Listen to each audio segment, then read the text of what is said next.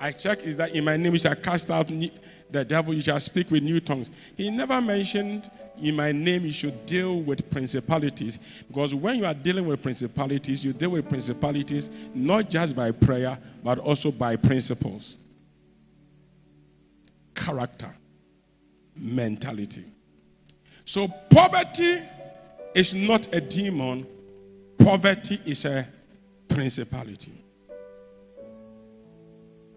I wish above all things that you make wealth, you'll be in health and you'll be in health and prosper, even as your soul prospers. You see, it is God that gives us the power to make wealth. Some say power to make wealth. I can't hear you. So receive power to make wealth. Okay. So what is the power to make wealth? I'm trying to, some of you understand what I'm saying. I'm trying to go down and come up again. Look at me, I need power to make wealth. I can't hear you. Okay, how many of you know cassava? How many of you know Gary? Which one is expensive? Why? Everything we need in the world has already been created. God is not going to create anything again. But somebody will take that product and has power here, turns that cassava to Gary. Are you here with me? And because he has added more to the cassava, you have to pay more. Is it true or it's not true? Or it's not true? What if I add other things to make it Kimo Gari? Is it the same price? Oh, you are not here at all. But it's still Gari. Are you here or you are not here at all? I think you are not here. But if I want Gari with palm nut soup, do I need Kimo Gari? Oh, you are not here at all. Okay, let me ask you this. For you to know the source of everything, look at the end product of the thing. Qualities are not the same. My headmaster, when I was in school, was not like your headmaster in school.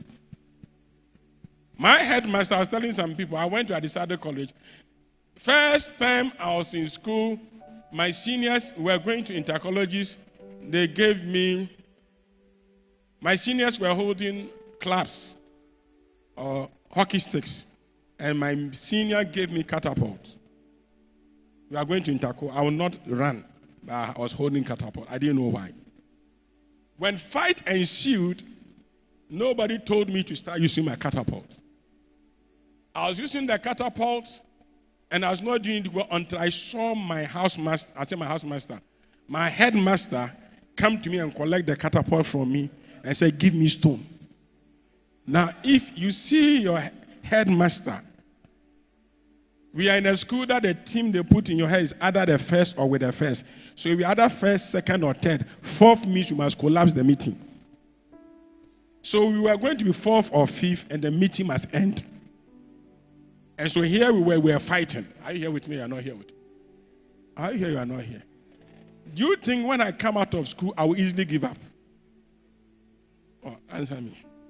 Now, if you also came out of a school that they will tell you that, give it to God.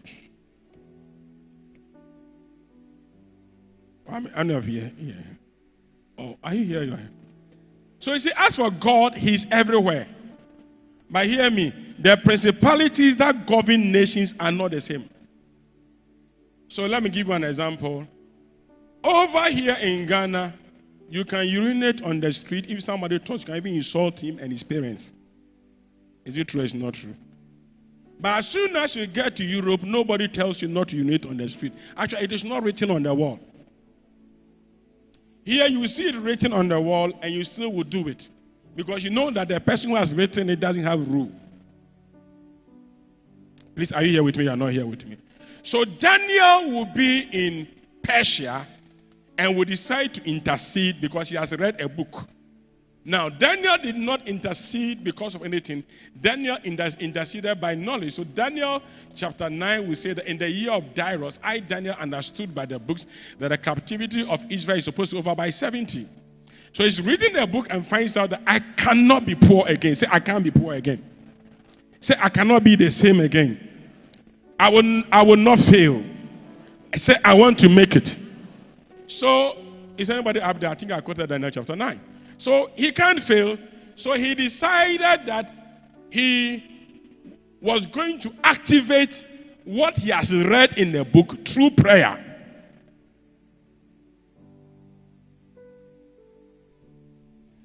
He didn't just get a principle, he decided to take it through prayer. And the Bible said, after some time, by Daniel chapter 10, the principality of Persia withstood him for 21 days, and the angel Gabriel, another principality, comes and says, since the first day you started praying, your prayers were answered. But the prince of Persia withstood him for 21 days. But I have come to give you understanding. He said, I've come to give you understanding. It is one thing to read, it's one thing to understand. And sometimes the principalities, one of their duties is to make you not to understand.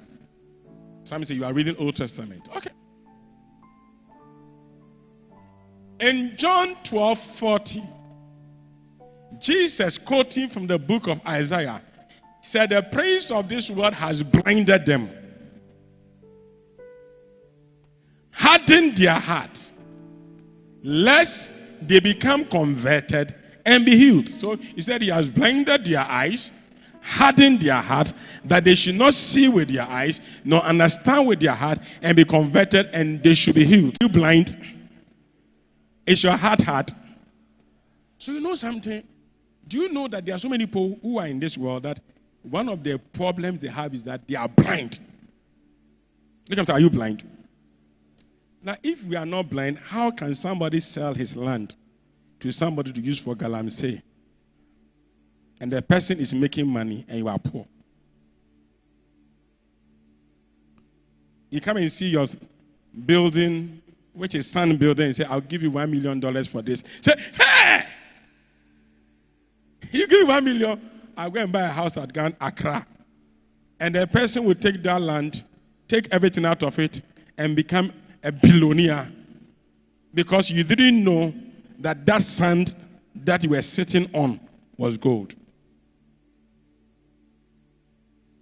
May your eyes open. I didn't hear you. Your amen is not good at all. I say, may your eyes open. Look at him and say, can you see? I didn't hear you. Some of the person you are going to marry is the person you are disrespecting. Can you talk? Can I? No, let me move on.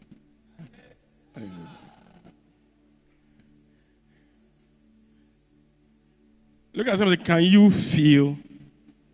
Do you know? Look at them. What do you feel in you? Oh, amen. Your amen is not good at all.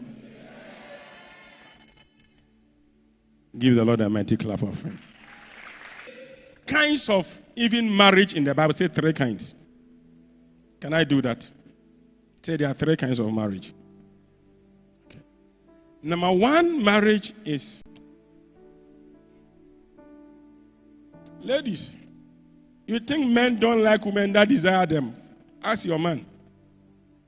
Desire. Know what desire?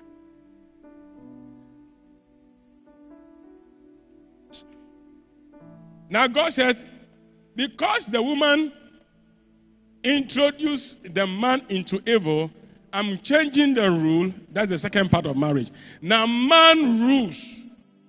Whatever I say is final. You don't have a say.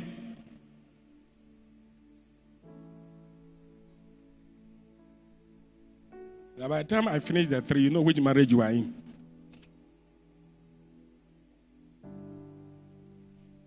Shh! You are a woman, don't talk. Yours is to desire me. Femi. When a woman doesn't desire the husband, it was seen like it's an abomination. And if a man doesn't have control over it, then it's like, you are not a man. Then we come to the 3rd kind of marriage, which is marriage under grace. Am I teaching?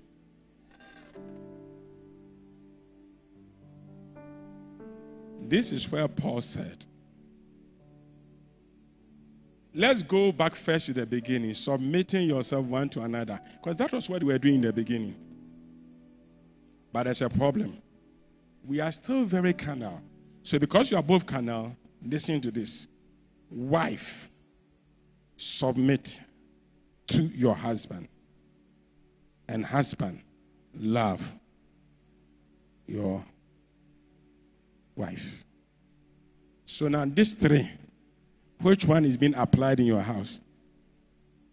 Because let me tell you, these three, each one of them have its principality. One day we studied the book of Galatians.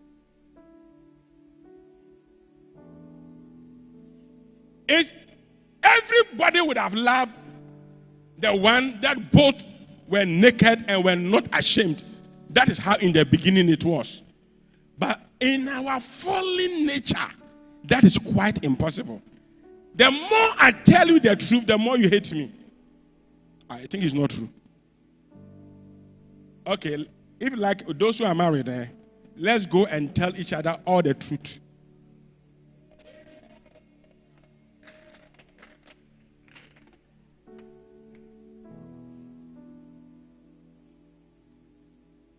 Naked. Then they came to him that stormily writes. And we were all shocked. When we were going to get them married, you didn't tell us this. Oh, are you here? You are not here at all. Mr. Ofori, do you remember your own? When you went to Kumasi, or my daughter Francisca's own, they gave you some rules, and Anyata. Did they tell you that when you're going to marry her? No. Yeah. A lot of the times, they will never tell you, but when something happens, then you see that the altars will raise. And when the altars raise, they expect you to fulfill all righteousness. Are you here? You are not here at all. You entered into a marriage, but you didn't enter into a marriage, you enter into a family bondage. Are you here? You are not here. Or we will get into that one day. So Jesus said, the prince of this world, he comes, but he has nothing. Some say he has nothing. I didn't hear. Say he has nothing. I didn't say he has nothing. Okay, ask someone sitting by you, what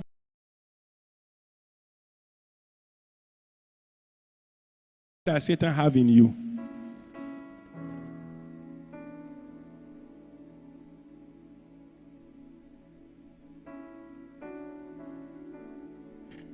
Before SIM card came, Satan has his own SIM.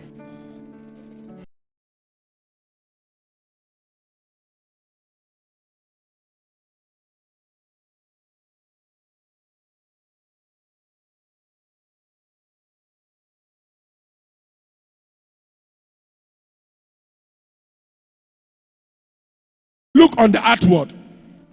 But he, the Lord, 1 Samuel 16, examines the heart. Examines the motive, examines the reason. You see, initially in the garden, the reason why they could accept each other's nakedness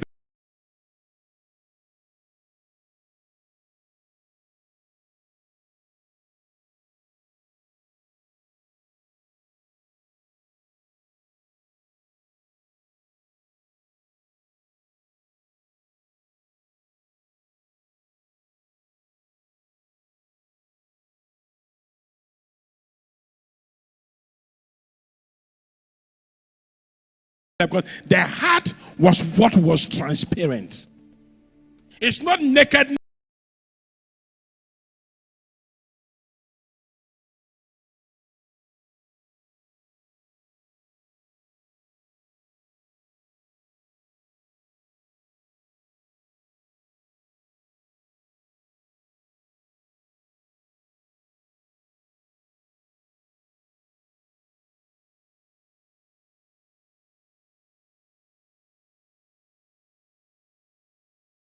You are naked, I'm naked.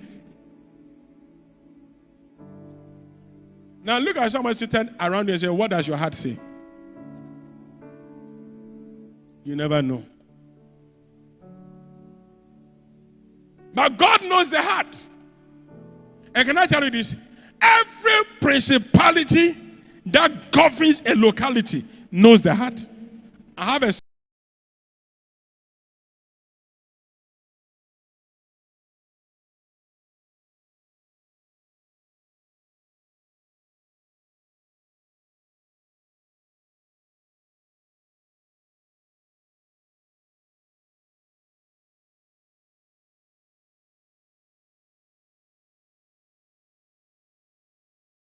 son who works at, you see, the Dulles or whatever airport, Washington. As soon as I get there, he sent me and he said, Daddy, you are welcome.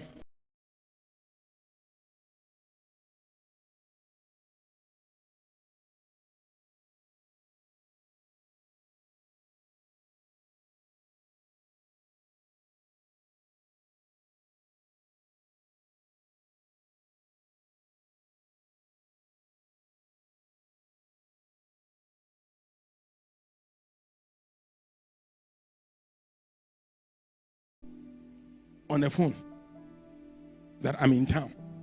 Anybody that enters into the airport, they know. Especially if you have done your scanning before. As soon as you enter,